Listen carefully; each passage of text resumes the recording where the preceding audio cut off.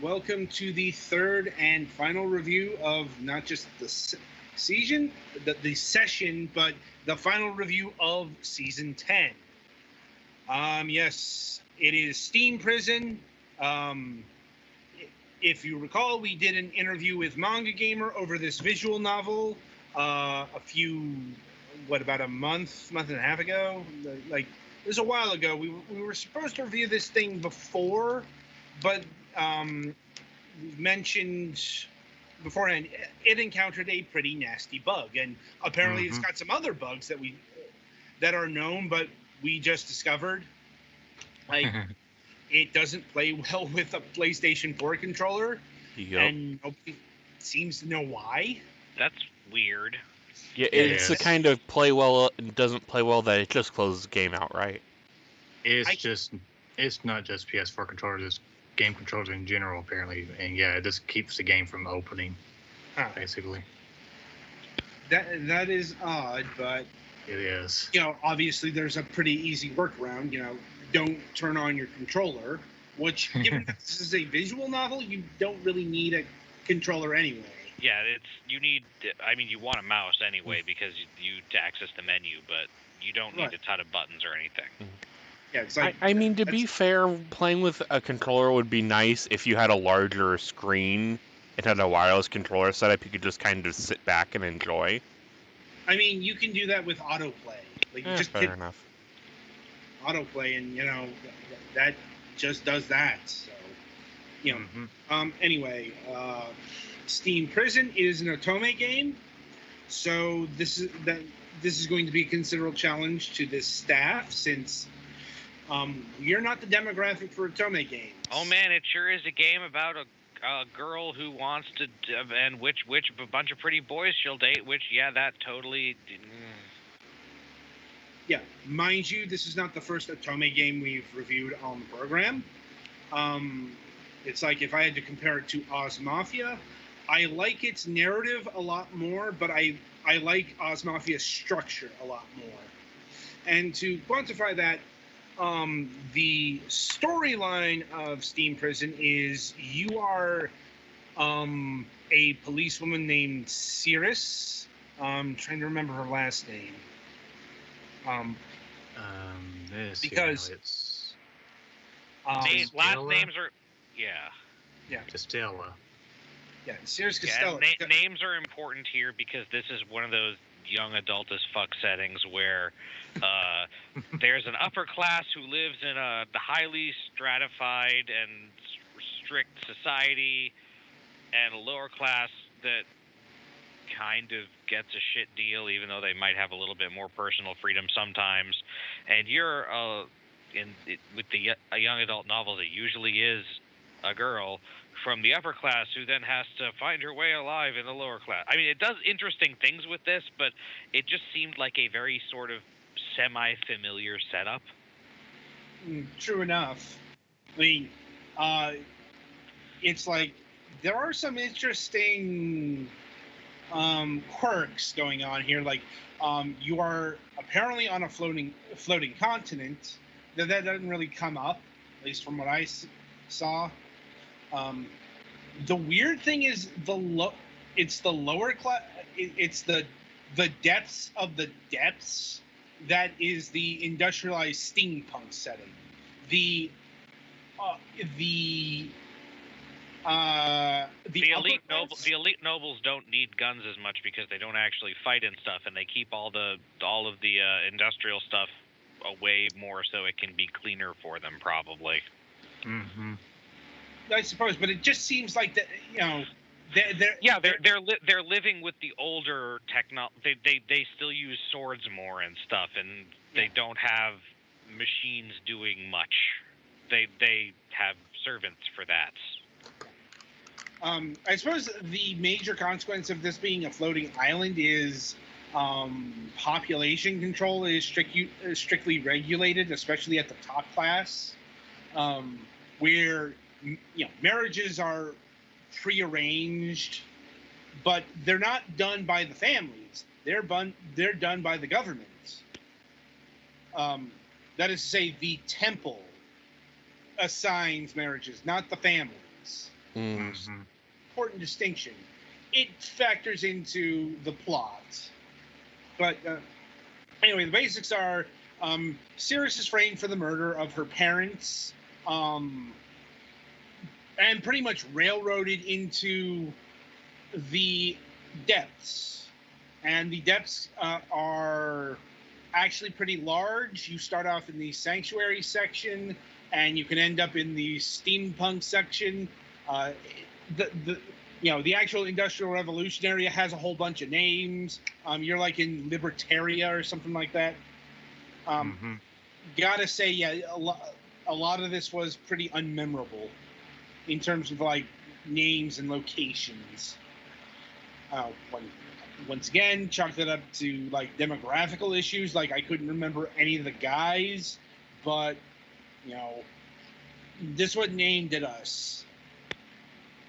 As far as romance goes, you have 4 principal suitors, and how that is determined is by choices. Yeah, this is a visual novel that actually has choices that set you on different routes that have different plot outcomes, and that's important because you need to do the different routes in addition to like choosing different love interests and having your relationship with them go different ways. Also reveal different aspects of the setting and the background information. Like, you only find out who was behind the framing of you to kill your parents on one route, and you only find out who actually did it on a different route. So this is a game that definitely wants you to experience more than one choice. It's not like you just pick your favorite husbando and stick with that forever. Yeah. That's why I like Oz Mafia more, because you can actually choose the suitor and spend time with them. Also, that had a gay option. This does not.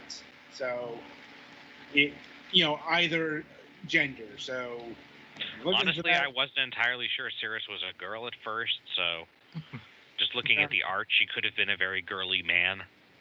Fair enough, but no, she's an unfeminine woman. Well, I mean, she at the very beginning of the game, before she gets kicked out of the life that she has known this far, she's concerned about the fact that even though she's a up and coming promising police officer, she's being expected to marry, and when you get married, you're expected to retire and raise a family. Yeah, that sounds very Japanese. Yep. I mean, it's not just Japanese.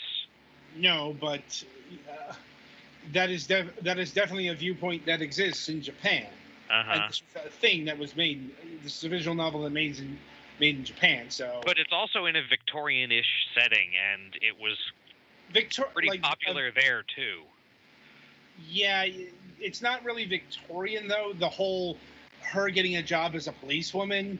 Yeah. No, yeah, it's not perfect. I know. I'm just saying. No. This kind of viewpoint is definitely more modern Japanese than Victorian England.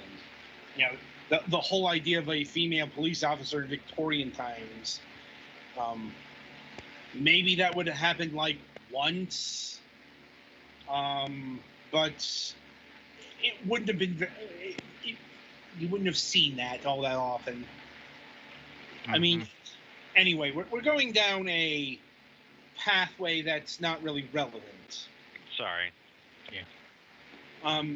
Anyway, as far as the art goes, this is a pretty looking visual novel.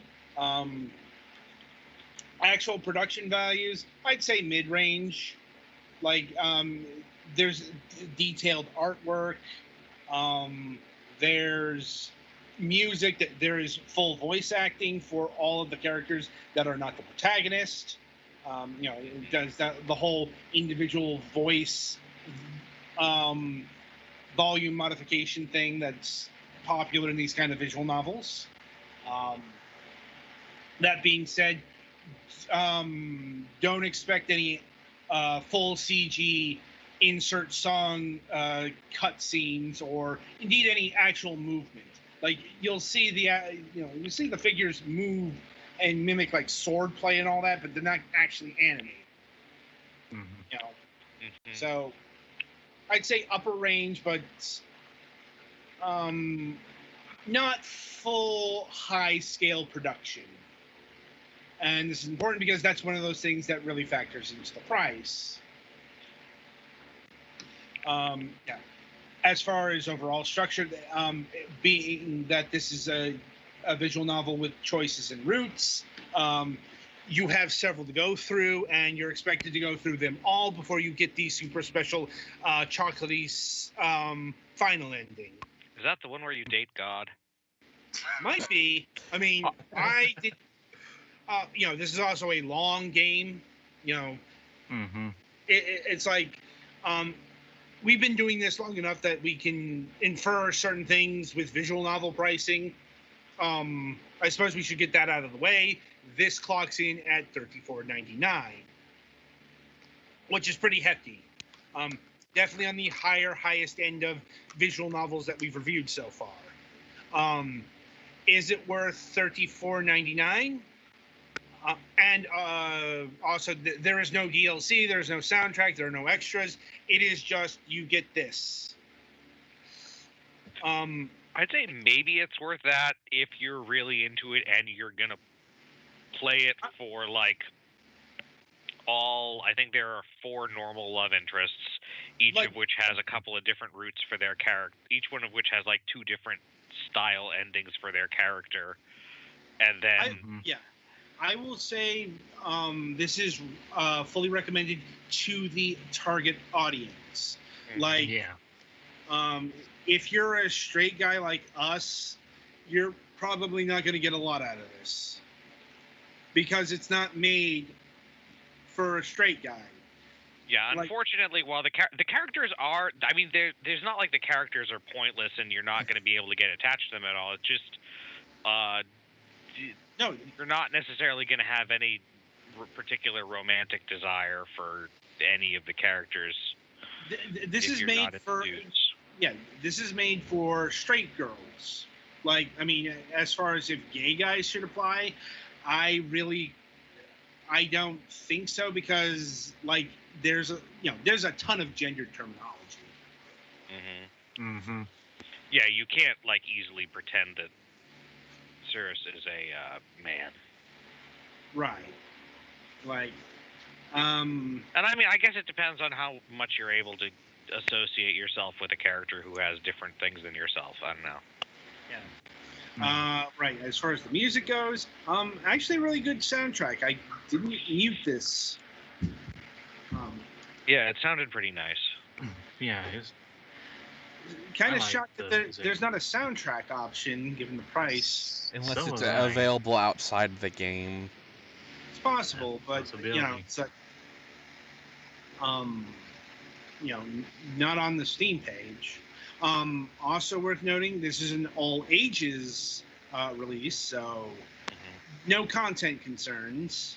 There are descriptions and bad stuff happens, but it's not usually sexual bad stuff, and also you don't get images of bloody, horrible stuff usually.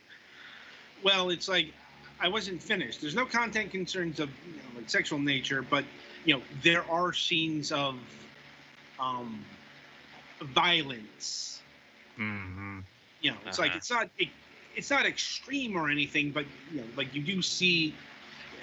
It's like this is a game where where your parents are murdered and you are holding the bloody knife.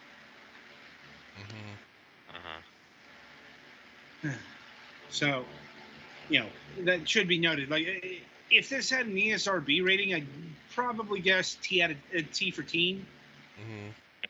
Sounds about right. Depends on how they rate for text. Apparently, there are some fairly nasty torture type stuff later on, but it's mostly left for the imagination.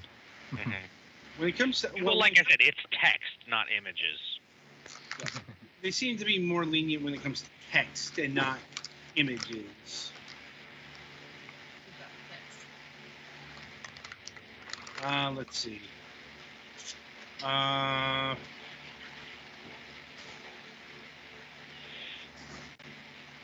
Trying to think if there's anything else to cover. No, I think we've covered our bases here. Like,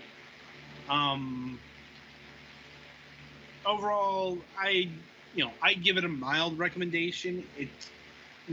It's a solid enough entry in its genre, but it is very targeted, and within its genre, it's okay. Granted, we haven't played a lot of Otome visual novels, but that shouldn't be a surprise. So that is a bit of an admission that certain aspects are just out of our depth because gender. I guess the one thing that kind of bugs me though is when you hit like a menu option, it wants to snap your mouse. But that's more just a personal gripe. It's distracting. Yeah. Yeah. True enough. And also be aware of the issues around the game with the bugs and all that. But don't know if that's ever going to be fully fixed, but at least there's another there's workaround around that. All right, so I think that'll about do it for everything as far as reviews this season. Getting close to the end here. Anyway, so coming up on Wednesday, let me see. We'll be having Studio Elan on the program. As far as who, I haven't quite nailed that down. At least 2 people are going to be showing up. Need to, they want to see if the additional people will be joining them. But, speaking of visual novels, we will be talking about visual novels. The important thing is we are going to be talking about visual novels, that are not handled by Manga Gamer. Been a while since we've done that. Yeah. They are the minds behind such titles as Highway Blossoms, The Waters Above, and their most recent release, Heart of the Woods, which I've been hearing a lot of good things about. Probably going to see if we can't get some keys to that next couple of days. And after that, we'll be on break for 2 weeks. Woohoo. So until Wednesday, I shall wish you good gaming.